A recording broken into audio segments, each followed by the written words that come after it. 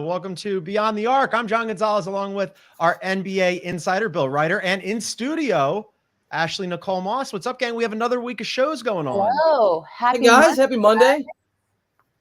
Happy Monday. Yeah, fantastic. I'm a little tired, FYI. I literally am running on maybe 2.5, 3 hours of sleep. I was in Dallas, as we know from our group chat. I saw what we're going to talk about later, the Kyrie game winner in real time. And I hopped on a flight 7 a.m. this morning to be back in studio with you guys. So bear with me. It's going to be a long show.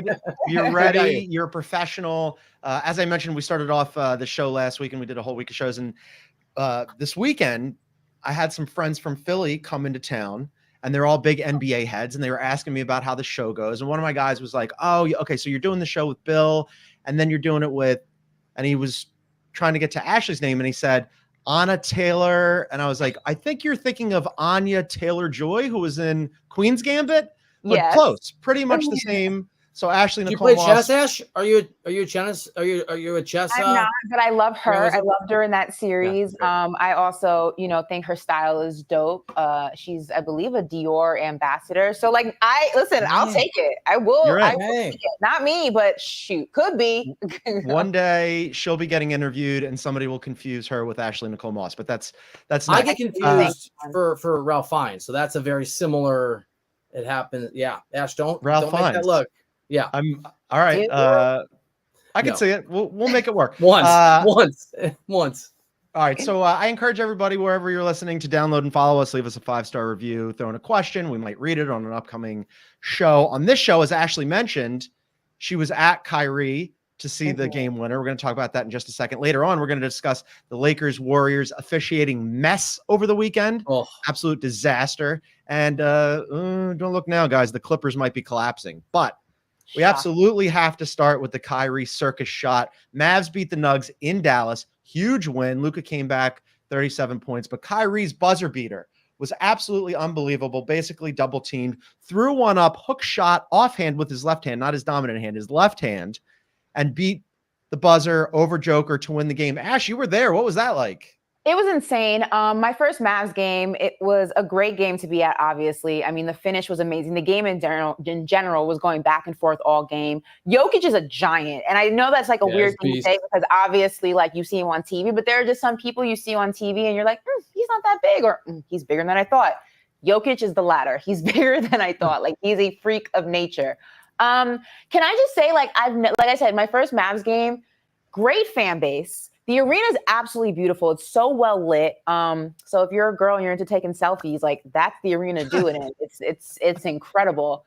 But yeah, such an incredible fan base. Patrick Mahomes was there. And I spoke to a few players after the game, and they from the Mavs side, and they said Kyrie actually practices that. He just casually practices that entire situation just in case he ever needs it, shooting with his left, hook shots, whatever the case may be. He practices these weird scenarios. So actually seeing it happen in a game where something was on the line, in this case, a win or a loss, is not so much of a shock to them, but it was a shock to just actually witness it in a game that mattered because they've seen him do it so many times in practice. But the crowd erupted. Luka jumped him. He hit the floor. The whole, Mavs team, put him at the bottom of the pile. I say this all the time about Kyrie. He's one of my favorite players because he is such a great combination of so many different guys and their skill set. Watching him is like watching poetry in motion. And it's an honor watching him play. He's just so good, so skilled in so many different aspects of the game. It was phenomenal. Is that how you felt? It was an honor to watch him? Huh? I mean, it is an experience to watch him. And look, I am a Kyrie skeptic, but there's no doubting the guy's a marvelous talent. And this is not the first, and it won't be the last time his ridiculous skills come to the fore and in some cases impact the game. I mean, yes, am I a doubter about the Mavericks for a lot of reasons, Kyrie being one of them? Yes, it doesn't subtract from what he did all those years ago in Cleveland against the Warriors when he hit that big shot and Steph missed that big shot. I mean, that lot went into that championship for the Cavs. That was one of them. But one hook shot, it was amazing, by the way. It was really cool. And as a lefty, it's nice to see people sometimes just try the lefty thing. It doesn't erase the last 5 years of Kyrie drama and toxicity and Come drama. on, Phil. Jesus. And it doesn't change who he is. And this is the beauty of sports. You can go out and you can change how people perceive you one way or the other. I'm a doubter, but it's not like I'm in a cult on this thing. If he can, the West is so tough. The guy's talented. It is so tough, but don't look now. All of a sudden, the streaky Mavs are streaking again. They had some problems coming out of the break. Then they got hot again. Then they lost a game. Now, all of a sudden, they've won 5 of their last 6. They beat the Heat, the Warriors, and the Nugs in there. They also beat the Pistons and the Bulls. Not quite as good, but still, that's the Bulls are playing well, 8 spot. The Bulls are actually playing well right now. They're very lucky. Not a bad win. It's not a bad one, but the other 2, whatever. But still, 5 out of the last 6. The 6, 7, 8 is now tied. Now the Mavs and the Suns are 1 game back of the Kings in the loss column, but basically grouped in there. Have we decided to change our mind on the Mavs yet again, especially after they just beat the champs like that? I want John to tell me, because you are the one you are so into whoever's playing well over a stretch, because you've been down on these guys and they're down, up when they're up. I want a commitment. Where are you on these guys? Yeah, when it comes to April, I want us to take our podcast relationship to just like another level higher. Do you buy these guys regardless of what happens over the next 15 games? I like them better than the Kings. I like them probably as much as the Suns. If you really forced me to pick, I might pick the Mavericks just slightly more. Look, Phoenix, and we're going to talk about them later in the show, not covering themselves in glory against a Giannis-less Bucks team over the weekend. I just think that they're still trying to figure it out. The Mavs, look, here's the way I put it. The Kings, I think, have a pretty low ceiling. The Mavs, who knows what their ceiling is, because when they're hot, they're as hot as anybody. And when they're down, they're as down as anybody. So yeah, that's why I keep oscillating. I think for me, like, obviously, like, beating the reigning champs is a great storyline, and Kyrie doing this while fasting is even more incredible. When I get hangry, I can't even function, let alone play games. So him doing that while fasting is just a testament to how great he is as a basketball player, as an athlete. But I mean, if you actually watch that game, the Mavs should never have let the Nuggets come back from it, and they did. And it came down to the wire. There was a good chance that they could have lost that game, and it looked like they were going to lose that game through multiple parts of the second half. So while it's impressive, the Nuggets still are the number 2 seed in the Western Conference for a reason, and the Mavs are the 7th seed for a reason. The Mavs are extremely inconsistent. Like John said, when they're really good, they almost make you a believer, but then when they're really bad, you're like, told you it's not going to work. I don't see them more than a second round exit, if that. I just don't think that there's enough there in Dallas to actually make a run against some of the teams that are seated above them for a multitude of reasons. And we've, discussed all of those here on this podcast. So impressive that they beat the Nuggets. Not that impressive because it came down to the wire and a crazy shot from Kyrie, and they were leading that game for most of it. And the Nuggets should have never even been in a position to come back if the Mavs are as good as we think they are, and they're not. So I think that's it's both sides of it. I mean, it's a big win. And Bill was mentioning, I'm into who's playing well at a certain time of the season. I'm especially into who's playing well towards the end of the regular season, because what happens after the regular season, gang, it turns out it's the playoffs. So that was a very big win for the Mavs on a circus shot. I loved it. Here's the opposite of that. We're going to do what didn't work out well on Sunday, and that is the Clippers losing at home to the Atlanta Hawks. The Atlanta Hawks, by the way, absolutely decimated. No Trey, no Bay, no Okongwu.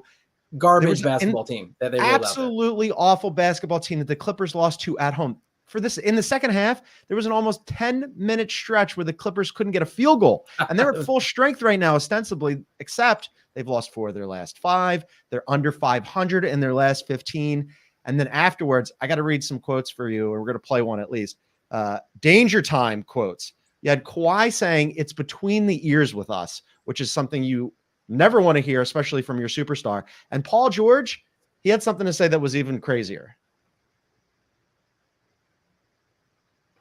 We're going to get to that. Paul George, it's so crazy. Paul George, there's 15 games left in the season, and Paul George, I'm just going to read it now. It's fine. Paul George said, "Right now, I don't even think we have an identity." Guys, this is a team that was one of the hottest teams in the NBA from December on, after they worked out the kinks with James Harden. There's 15 games left, and you have your 2 superstar players going, "It's all mental with us, and we don't have an identity." That is not good.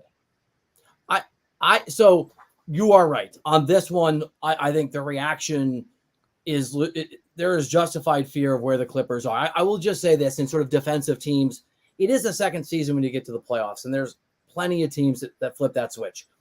Last year's Nuggets team, maybe not the best example because they kind of took their foot off the gas the last 6 weeks, but they didn't play well for long stretches. The Warriors a couple years ago when they won the whole thing, lost 8 out of 9 in March. If you go back to the Raptors, when Kawhi won with that team, they had a brutal March. I think their second worst month. So you can really good teams and championship level teams can struggle in March, can have bad stretches, can lose 4 out of 5. All these teams did or thereabouts and flip the switch. I think for me, Ash, the question is, were the Clippers always fool's gold? Where their runs in the regular season always fool's gold, even when they're healthy? And do we just, and put me at the top of that list, buy into this team? Because the Kawhi Leonard I saw in San Antonio a decade ago and the Kawhi Leonard I saw in that run, we're talking 5 years ago now in Toronto, that this idea that he's a lock with some guys around him, maybe that's just not real anymore. Maybe I bought into a Clippers team that was never a contender, whatever. Ash has said that she wants to see it. I've been saying that the regular season means nothing to me with this Clippers team because when you have Paul George, James Harden, and Kawhi Leonard, you're going to win basketball games. Those are 3 extremely talented players. Whether or not they have an identity as a team, as a unit, they can still win you basketball games because they're just that good. But when we start going into the stretch of the season, as we're seeing, you really see that teams with identities, yes, and you know, every dog has its day. We were just talking about the Mavs and the Nuggets, but the Nuggets know who they are. They know who their ball handler is down the stretch. They know who their closer is. They know certain situations, who's the guy that you go to make sure the outcome is a win and not a loss. The Clippers don't know that, and you can see that in games where they should win and dominate and they don't. So I think that a lot of us, myself included, because we've had this conversation on this pod multiple times where we have said, wow, the Clippers, you know, they're figuring it out, but they were figuring it out because of their talent, not because they've actually figured it out from a chemistry standpoint. And I think that the writing's on the wall for this team because I don't believe that there is enough time for them to figure out how to play together as a unit. But they've had the whole season. They had it figured out, and now they don't. Haven't figured it out is what I'm saying, and I don't think there's enough time for them to. But maybe they never were it. I mean, that's the point. Maybe they just they were never the team. That there's nothing to figure out because they don't have it.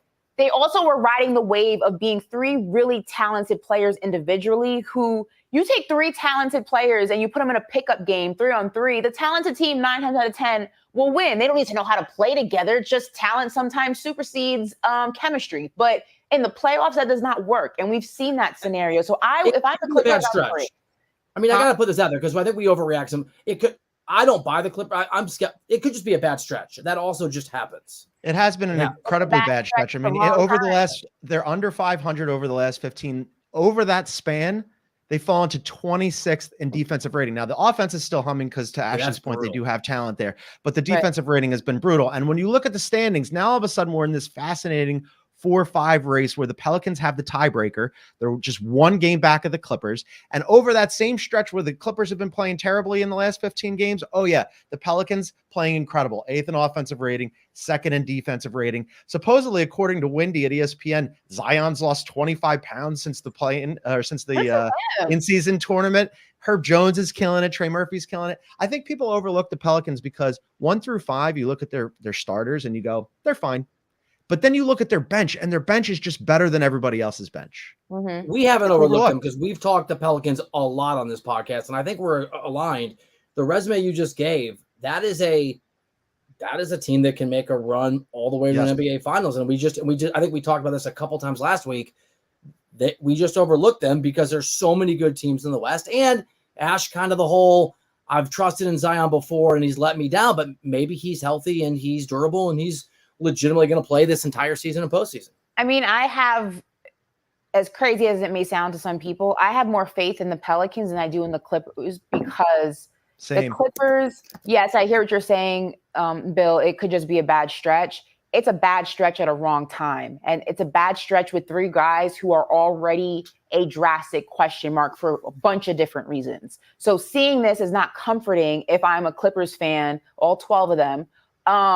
Sorry. And it's just not comforting because these are guys who had an entire season, to John's point, to figure it out. And you shouldn't be seeing stretches like this March 18th. You shouldn't be seeing stretches like this with 15 games or less for the season. You should see them starting to gel and formulate and just become a better version of a playoff team. Now, can they flip it around? Sure. But does that make me trust them? No. Like I said, and I stand by it, I need to see this team in a first-round series to really determine whether or not this is a new Clippers team or the same old individuals on a Clippers team together. Dangerous time for the Clippers. Bill, you wanted me to plant my flag on a team. I'll take the Pelicans over the Clippers. I think they're going to get to the four seed. I really do. I like it. It's bold. I like it. We're going to see how it goes. All right, we're going to take a quick break. On the other side, some other stuff that we have to catch up from the weekend included a very messy ending to the Warriors-Lakers games where the refs did not cover themselves in glory. That's next.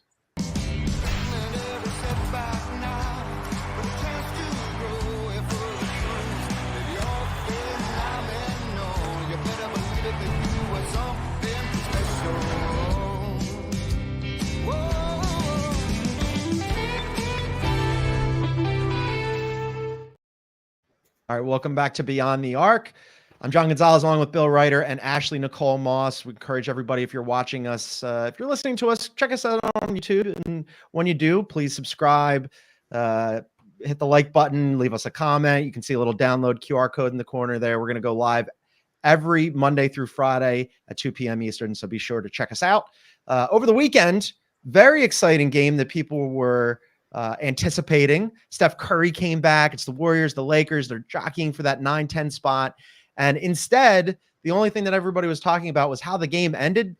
We were all texting about it. The last 20 minutes of real time, the last 2 minutes took 20 minutes of real time and included Ben Affleck looking incredibly bored, LeBron James being incredibly frustrated. That did not go well. Yeah. I was at a bar in Palm Springs. I went to Palm Springs for the weekend watching the game, and people were actually booing in the bar at a certain point over what was happening on the screen. Ash, you picked the right game. You picked the right game to go to over the weekend. Yeah, apparently. Because I'm watching that in Dallas, the game, and I've always been somebody who's been on the side of there needs to be a time limit for reviews. There is no reason that a review should take that long in an NBA game. There needs to be a cutoff. That was absolutely ridiculous. Like, it just changes the entire pace of the game. It changes the flow of the game in terms of players' individual flows. It changes the crowd atmosphere. Everything about it is just so backwards. And the fact that there is still not a time limit for these reviews, the fact of the matter is it's coming from a headquarters in New Jersey and it still takes this long. It's absolutely insane to me. The NBA needs to do something about it. That's so just unnecessary and so unacceptable for a league that is supposed to be top tier, not only in the country, but in the world. It's such a backwards concept of reviewing a game and just changes the entire outcome. At that point, I don't even care. Like, literally, at that point, do you even care what the call is? Make a call, make a decision, stick by it. This is ridiculous. And then the shot clock doesn't work. And then that's another delay. It was multiple reviews plus the shot clock. It wasn't just one, and they really ran right into it. The shot clock thing, I actually feel bad. I mean, that is obviously not an official. That's just a mechanical breakdown. Hey, take your phone out, get the manual shot clock, and figure it out. On the top of a brutality Sunday. So here's the thing that struck me, and obviously this is not the case, but if you didn't know better, you would think the NBA is doing everything in its power to just make the product as uninteresting as possible, because Warriors Lakers, they are the most two interesting teams in the NBA for the general fan. Ratings are the highest when they are. I'm saying it should be, except for on Saturday. That wasn't what anybody was talking about. You're gonna get almost a lock. You're gonna get Lakers Warriors in the last play in the 9-10. So one of them are going away, which is a ratings disaster and an interest level disaster for the general interest fan. And then they've got the winners obviously got to win in another play and just to get for the chance to play the 1 seed, which you hope if you're one of those teams isn't Denver. And so this is like a game where, okay, like we're going to get a few more maybe Steph LeBron games that really matter and really feel significant. And this is one that was a guarantee and had the opportunity to be sort of a reminder of, maybe not this year other than the one playing game, but here's what the NBA can offer, blah, blah, blah. And they screwed this one up too. And to me, I was watching this thinking, they're destroying the best two guys they can sell to fans, and these guys aren't going to both play in the playoffs. It's just it's an ugly reminder of how important these guys are, and you can't screw it up when these two dudes are playing each other. It's a national TV game. A national TV game where everybody's eyeballs were on it. Like you said, you're in a bar in Palm Springs. People are booing. It's on. I was at a bar in San Diego. It was on. People were freaking out. Like, why is the game taking so long? Fans in the crypto were booing. Like, make a decision. It was so bad that even Batman was booing almost. Ben Affleck was booing. Even the announcer, who's a Celtics fan, he doesn't care. Like, even the announcers, like the commentators were like, just make a decision. Like, at this point, we don't even care. Just end the game. Like, it's so bad, and there needs to be something done about it. I don't think I personally have ever seen a review take that long, but I've seen reviews take way too long. If a review takes you more than 3 to 4 minutes, that is a problem. And even 3 to 4 minutes is long, but I'm gonna give that number because I feel like that's a safe range to have.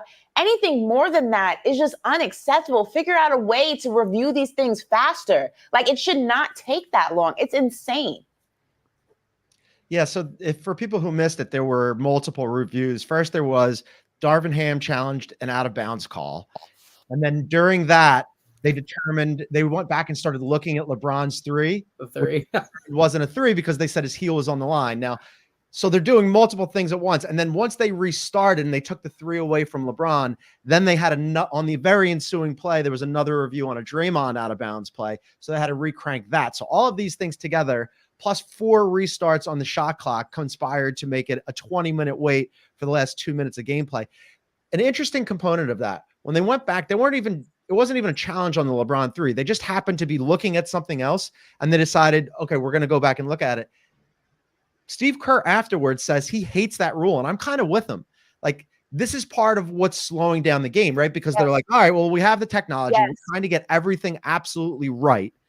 And instead, in the process of that, they're slowing it down and absolutely crippling the momentum. I thought it was really a bummer of a call. On top of that, here's my other thing. NBA players have giant feet. When you are in the corner trying to shoot a three, there is a very small window of margin for you to like get your toes in. LeBron was talking about whenever he shoots a three, shooting on his toes to avoid that kind of thing.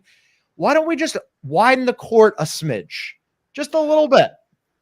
I mean, I'm down with that. That's fine. But they've also sort of made it work for years. I mean, yeah, we can widen the court. I think there's big issues. But if you talk to guys, like I've written stories about this in previous stops, like having conversations with guys like JJ Redick, who are constantly hunting shots on the 3-point line, right? And like the room that you have in the corners, you have to be an absolute footwork technician out there. And, LeBron he's one of the greatest of all time. So I'm just saying, like, there's just not a lot of room for them to operate out there. Kevin Durant in that series that some people say that cost the Nets going to the finals because his foot was on the line or not on the line. And what could have been a three wasn't a three. And that cost the Nets that entire series. That one, I mean, but granted, there was other things that transpired, but like that was the one everyone focused on. If his foot was just a half an inch smaller, the Nets would have been in the finals. He was wearing a bigger shoe size, which is what he did. So just like the guys in the corner, how about wear the right shoe size or just make sure that your foot's not on the line? I mean, there's some self-own here too for these guys. I mean, come on. I want to go back to Steve Kerr's point though, because I am somebody also who hates that because you can find anything wrong with anything if you look long enough and you look hard enough. And my thing is like, if you can't call it in real time, don't call it during a review. That rule just needs to be changed because it's like I said, if I'm staring at a play long enough, I can say, that kind of looks like a foul. On the line. Like, if that's not what you're reviewing, don't review it. We're not focused on the task at hand, refs. Focus on the task at hand. We don't need you doing other things. This process is slow enough. Stop trying to.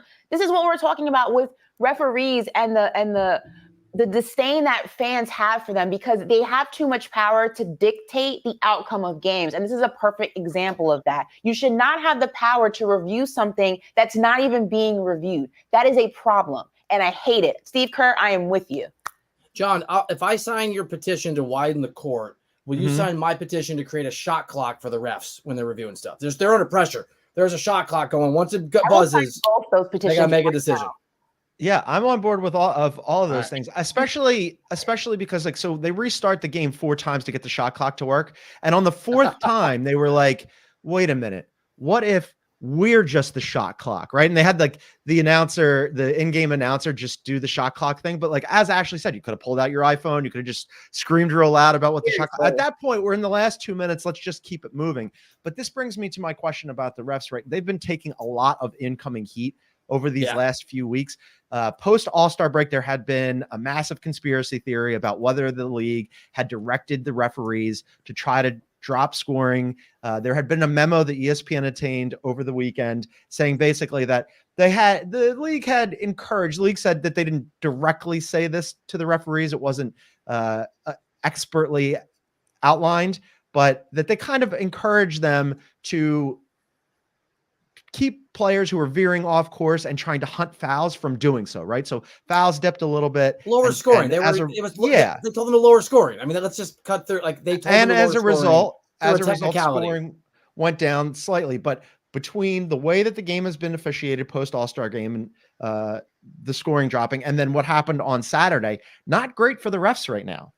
Okay, so Saturday, unforgivable, brutal, hard to watch. The NBA dictating what they're going to dictate, they're going to do. I mean, the refs are going to follow the rules. I do think refs get a raw deal. I'm going to ride for the refs. That's a hard job.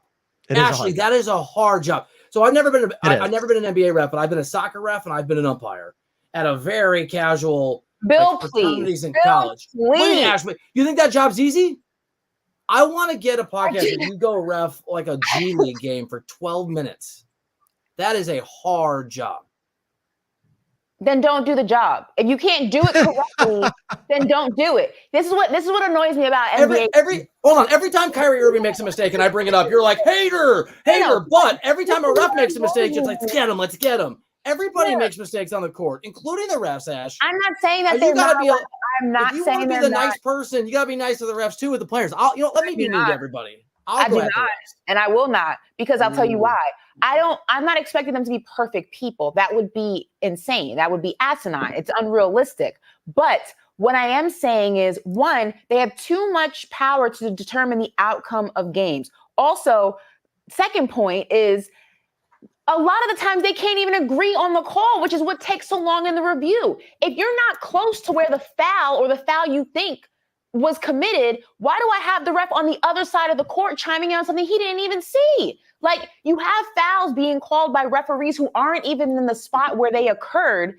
And that's where the back and forth comes, because now you got to argue with the ref who actually was on the baseline or who was over here at half court. Or do your job in your position. And I hate the fact that referees are then, having a little ponderosa by the scorer's bench, determining what the foul is.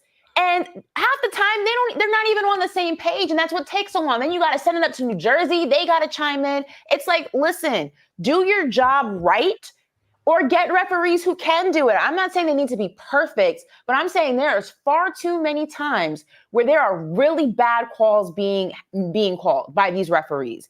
And we're not talking about all sports right now. That's not just in the NBA. I feel like that across many different sports, but specifically the NBA, it's hard. There's an officiating problem, and it needs to be addressed. There is a severe officiating problem. However you slice it, whether that's mean, whether that's not, again, not expecting them to be perfect, but do your job right. It's really that simple. I think they're an easy scapegoat. Pay more money, you'll get higher quality. I think the refs, look, Saturday's unforgivable. I'm not talking about Saturday. And whatever the NBA is telling the refs to do is a conversation about NBA league policy and whether we agree with it or not. Day-to-day officiating, multiple games over the course of the year. I'm not good at math, but 82 times 30, right? What is that? 2,400 games or whatever the hell it is. That's a lot of games that people are officiating. And it's just like a player. There are some that are good, some that are bad. Yeah. The players are playing 82 games. Like, you know what I mean? Yeah. And sometimes they're making mistakes. Teams are playing 82 games. Okay. Unless you're Mikal Bridges, nobody's playing 82 games. There's thousands of games, hundreds of games.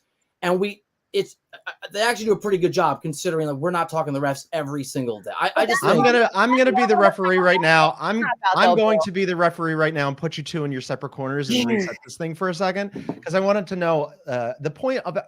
It is a difficult job, but I think it makes it more complicated when the league looks at something like scoring in the middle of the season and decides that it's going to change points of emphasis, which thereby changes how referees are adjudicating games.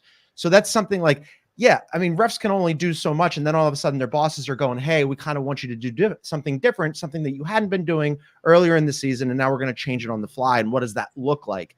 To that end, Bill, have you heard anything as our NBA insider so I want to let you know if I have on this? No, I haven't got anything from the league office. I would have definitely given you a heads up. But like clearly, Adam Silver has spoken repeatedly about at the press conference at the All-Star game when he's available at the finals that they're looking at the idea of scoring. And if you at the All-Star game at his press conference, he got peppered with questions about whether scoring was out of control. So I do think it's an attempted slight recalibration, like a very small recalibration to bring scoring down in a way that wasn't going to be controversial. And I think it probably, and I don't know this for a fact, forecasts that they're going to be really aggressive in the summer, at least looking at things they can do to bring it down. I think on the whole, despite the spirited debate, we can all agree that whenever you're talking about the refs, that's a bad thing, right? I mean, I'm generally of the opinion that, you know, when fans go, oh, the refs hate my team or whatever, that all works out in the wash. But when you have a showcase game between the Warriors and Lakers with Steph Curry against LeBron on national television, and you come away from it talking about, hey, it took too long to play the final 2 minutes, and man, what were the refs doing? Not a win for the NBA.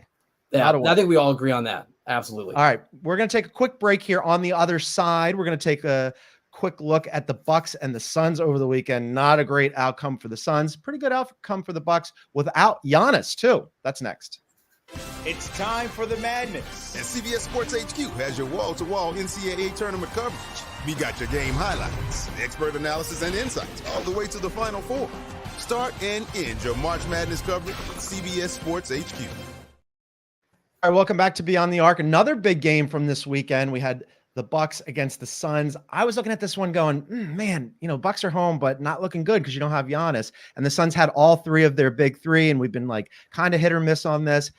But the Bucks ended up blasting the Suns. They get Chris Middleton back. He looked really good, 22 points, 25 minutes. I wonder what this says, though. You know, for the Bucks, good win, right? Like they're cruising right now, 7-3. They're kind of looking like they're going to be locked into that 2 seed.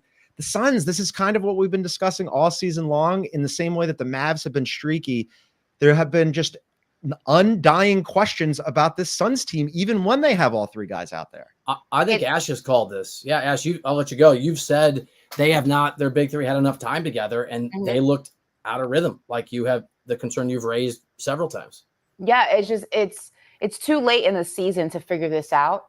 And once again, the Suns are going to be putting a lot of pressure on Kevin Durant and Devin Booker to hold down the fort for this Suns team. And as we have seen time and time again, not just with the Suns last season, but with teams across NBA history, at least in the last few years, you can't rely on just two guys. Someone has an off night. Someone has a bad game. And then the domino effect is the Suns their DNA as a team is not team basketball. It's Kevin Durant, Devin Booker, and then everyone else kind of fills in the gaps. Sometimes there are points in their offense where if KD has the ball in his hand, only Devin Booker is moving. Everybody else is just standing around watching him and Devin Booker in this offense. It's just absolutely insane to me. And I'm a big fan of all three of those guys, Bradley Beal obviously being the third person. But for me, with what initially looked like, okay, this could work, because again, the Suns did decent on the margins after acquiring Bradley Beal. Now looks like it's more of the same. I don't see how this works in the long run when you're talking about going against an OKC potentially, or a Denver, or a Timberwolves, or even the Clippers with all of their stuff that they got going on. I still would trust the Clippers more than I would trust the Phoenix Suns right now. I have absolutely no idea what's going on in Phoenix, but at this point in the game, at this point of the season, it's bad news. And once again, we're going to see what happened last year happen again in the playoffs. Every team that's in this bet between John and I, the Lakers, the Suns, by the Timberwolves, they're all just look like garbage at times. I mean, Anthony Davis is high. I'm sure he'll be fine, but Yeah. a reminder how fragile he is. So that was the big takeaway for me from the Lakers game. I'm just worried about my money, Ashley. You're getting your dinner either way. It's John and I. So the Suns have a ceiling, John, and it's high. But Ashley's right, and the reason that they're not a team is because they don't have there is no depth on this team. It's not as if there's three guys in a really deep team and they got to make it work. Those three guys, I think, have to do it if they're going to do it largely. I mean, you had to get 40 minutes from Booker and Durant, and Beal played almost 40. That's a lot to ask, right? I mean, you're basically saying put the entire team, and Nurkic has had a good season. Grayson Allen has had a good season. Eric Gordon's been serviceable, but it's mostly those three guys that you're asking to do a ton all the time, which it's interesting that Ashley meant, or when Ashley mentioned how much they're asking them for them, because I'm wondering about, are you guys at all even a little bit worried about KD recently? Small sample size theater, but last 3 games, 11 points, 13 points, 20 points, and they lost 2 of those 3 games. He's 35 years old. He's exhausted. Yeah. Like he's not a spring chicken. Like, you know what I mean? He's exhausted. He's been holding down this team for a majority of the season because either Bradley Beal's out, Devin Booker's out. You got both of them out at the same time. Like, he's been the most consistent member of this big three this entire season. This was bound to happen in March and April. And the reason that Bradley Beal, the addition of Bradley Beal was supposed to be great for the Suns team was to alleviate some of that pressure from Kevin Durant. And it's done the absolute opposite of that because the pressure is right back on him. And now you have less than 20 games of the season before the playoffs. You have your star player, your most reliable player, your oldest player of the big three, who's clearly exhausted. It's just this is literally deja vu. It's the exact same situation with a few new faces on the team. I understand what the Suns were trying to do, but they didn't accomplish what they were trying to do. If anything, they're in the same exact situation, maybe even worse, because there was a lot more expectation for this version of the Suns than last year's version of the Suns, I would say. I don't know. I don't know. I don't see this working. My worry is the years ahead. John, to answer your question about KD, he's Kevin Durant. If he's healthy, he's still going to be fine. He's going to win games. He's going to have great games in the playoffs. It's why this is a team that I think if they get the right matchup or they just get hot at the right time, they can win a series they shouldn't. They're not going to win several series they shouldn't, but Kevin Durant plus those 2 other guys can equal. Kevin Durant can win you 2 games in a series. He can just win those games for you. And can Book get you a game? Yeah, probably. I'm not as down on the Suns as Ash is, but I agree they're not the championship contenders they thought they were when they mortgaged the entire future, thinking in Phoenix they were going to be one of the best teams in the NBA this year. It's a bummer. I thought it was going to be a lot more fun and it would look a lot better. But to the extent that there's any positive news in Phoenix, I just wanted to run this past you. Don't call it a comeback. Isaiah Thomas. Love this story. Yeah. Well, I mean, it's fun. Like, he's a fun guy to root for, right? I mean, he's 35 years old. He's been out of the league for a while. Ashley's making a face about Isaiah Thomas, but Suns signed on a 10-day contract. He was in the G League for 4 games where he scored 32.5 points for the Salt Lake City team. I'm shocked that he's back in the league, but it's a fun story. I mean, look, things have not gone particularly well for Phoenix this season. At the very least, you get a little PR bump here. Ash, can I be the guy that rains on the parade here? Can I be the negative person? I think Ashley wants to rain on the parade. Listen, I'll just make my quick point here. If this is the bright sun in Phoenix, they got bigger problems because, like, if this is the storyline, and I love Isaiah Thomas, there's no knock to him at all. But if this is the storyline that everyone's celebrating when we're talking about the Phoenix Suns, and we're not celebrating the Phoenix Suns being a really good basketball team and being in a great position heading into the playoffs soon, that just goes to show you the state of the Phoenix Suns. And that's all I got to say on the matter. Happy to have you back, Isaiah. Welcome back to the league. Very happy you're here. Great human being. Great guy. Don't mean this to sound mean-spirited. There's a reason he's not in the NBA. You know the old joke, these guys have to go find some bum off the street, some guy off the street? Isaiah's not an NBA level player anymore. And so to me, this is not a sweet story. It's to what we were talking about. It's a reminder the Suns don't have the players, don't have the depth. And like, I guess what the hell? Let's throw this on the wall and see if Isaiah can reclaim some magic from when was he at 4 years ago? I mean, it's been a second. I don't know how long. It's been a minute. I do know that he has been trying to get back into the NBA for quite some time. I mean, he's not going to play, right? Or if he does, it'll be in junk time. It's a 10-day contract. It doesn't matter that it's Isaiah. It could have been anybody, because to Bill's point, they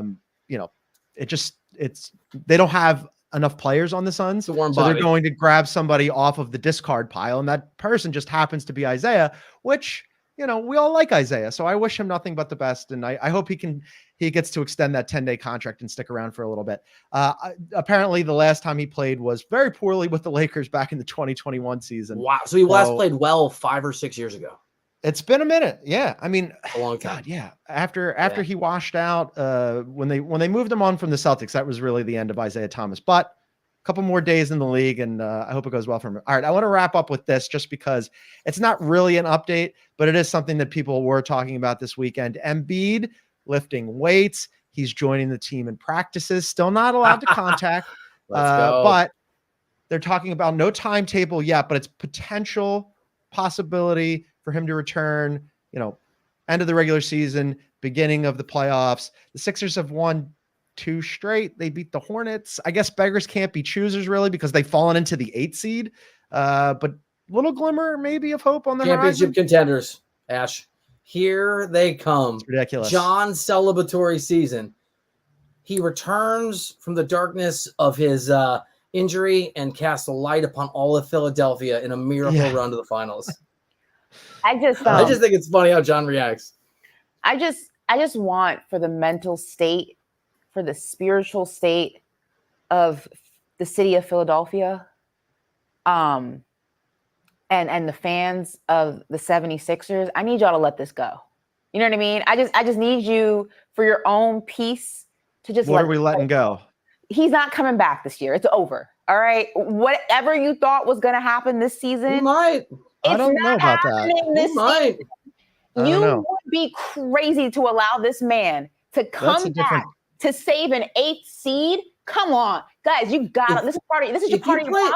You don't know. If you play the 2, you can win with Embiid. No, this is part of your problem, Philly. You don't know when to walk away from the table. Revisit it next season. It's not your year this year. It's okay. It happens. It's not your year if you sit Embiid if he's healthy. I've been through years, Bill. This man should not see an NBA court for the remainder of the season. I don't care what Philly does the next 15 games. Leave Joel Embiid alone and let him, for the love of God, come back with fully healthy for once in his life. Like, the man's been through enough. Like, give him a break. Don't you want a healthy season, John? Don't you want to start on the right foot?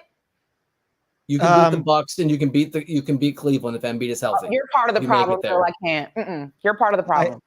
You can do it. It's 2 different things that we're talking about here. If you're saying, is he potentially going to come back? Yeah, I think he is potentially going to come back. If you're asking, should he come back? That's a different conversation. And I would actually agree with you, Ashley, that I don't think that this team is built to do anything this season. And if it were my choice, I would tell Embiid, shut it down, have a nice summer, go put your feet up in the sand, get healthy, go work on your game. Don't go to the Paris Olympics.